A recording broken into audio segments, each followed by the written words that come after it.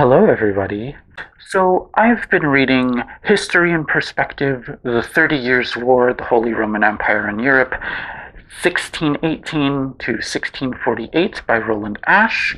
I'm about half done at the time of recording. By the time you are watching this, I will be done. Um, I'm enjoying it so far.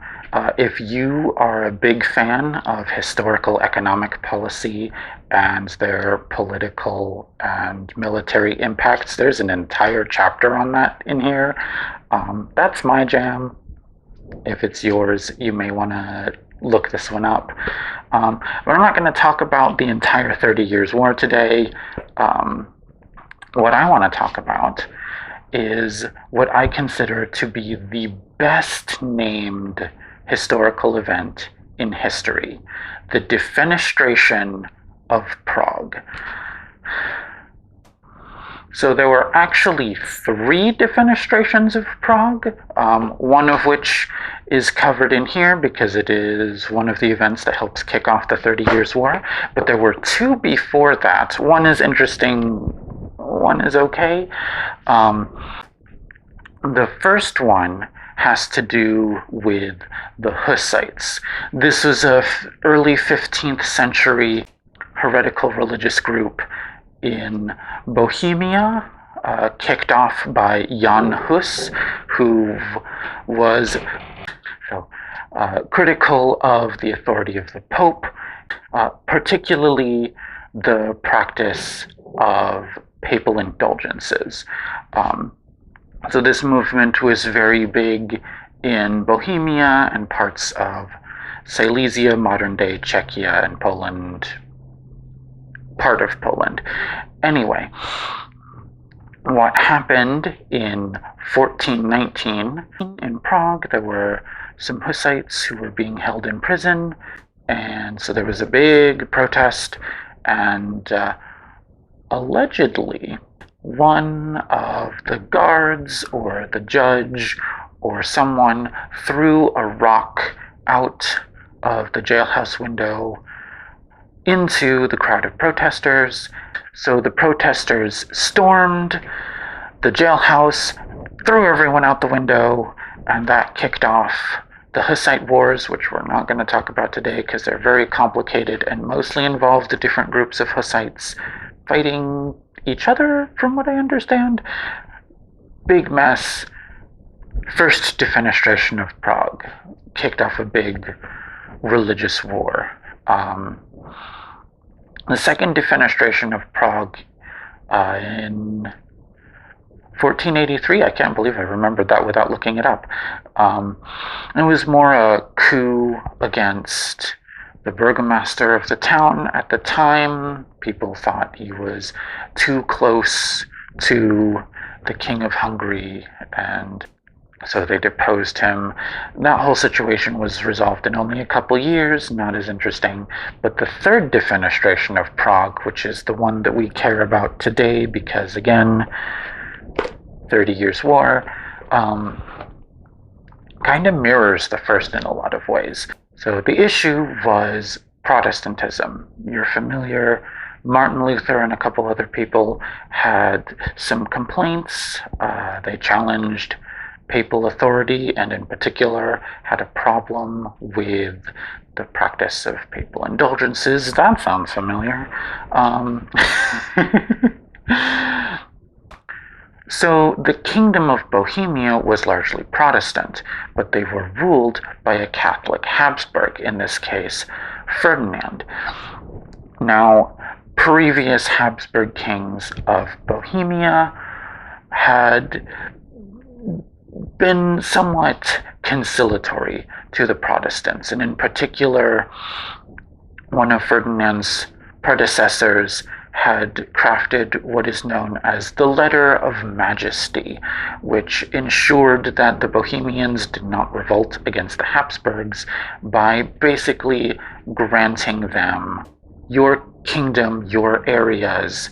You can rule with whatever faith you see fit. And there were similar rules throughout the the Holy Roman Empire at the time. It was a practice known as cuius regio, ius religio. Whoever rules their religion.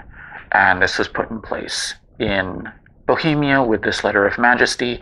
What Ferdinand started doing was he started taking some areas that had previously been owned by the Catholic Church and had been secularized, and started giving them back to the Catholic Church in Bohemia. And this was seen by the nobles of Bohemia as an erosion of their rights as guaranteed by the Letter of Majesty, because it was. Ferdinand was a huge proponent of the Catholic Counter-Reformation, so he was starting to institute that in the Habsburg lands in Inner Austria that he directly ruled, and also now in Bohemia. So a group of Bohemian nobles called a meeting with some of the representatives of Ferdinand in Prague and said, hey, do you know about this? And essentially got a couple of them to confess to advising Ferdinand to go through with these course of actions. And so they got rather unceremoniously chucked out of the windows. Surprisingly, they did not die. There are conflicting stories as to why. Of course, the Catholics at the time cited divine intervention. The Protestants at the time suggested that they had survived because they fell in a big mound of poo that was there for whatever reason. Neither of these stories is probably true. Presumably they did land on something soft that broke their fall. But at this point, Ferdinand was not only king of Bohemia, but the emperor of the Holy Roman Empire, being incredibly holy Roman and imperial, himself. He was none of these things. That kicked off the conflict between the Habsburgs and Bohemia, and other people just started getting dragged in. Bohemia wanted a new king, so they asked the Protestant Elector Palatine, who has an amazingly cool sounding title, who was one of the powerful princes in the Holy Roman Empire, but more importantly, he was a Protestant, and they said, hey, you should be king of Bohemia, and he was like, all right. And then Spain got involved because they were having a conflict with the Netherlands, and the Netherlands were backing the Protestants, and just everyone, France and England took sides, Denmark, Sweden got involved, and it just turned into a big whole mess that lasted until 1659, 30 years after 1618. That last bit was mostly just between France and Spain, though. So in the Holy Roman Empire, it did end with the Peace of Westphalia in 1648. But yes, those are the Defenestrations of Prague. Very, very good name. Prague, beautiful city. Do not piss off the locals unless you can fly, in which case I'm very impressed. So, quick updates on what's going on with me. I'm still doing the longer form content. It's just taking even longer than I had hoped because anxiety and day job, but I am going to be doing these videos every week where I talk about stuff that I'm reading. So if you would like to see lots more of that, please consider subscribing. And you can even ring the bell to let me know it's dinner time. So, I hope all of you have a beautiful day. I will see you later. Being incredibly holy Roman and imperial, himself, he was none of these things. Voltaire reference.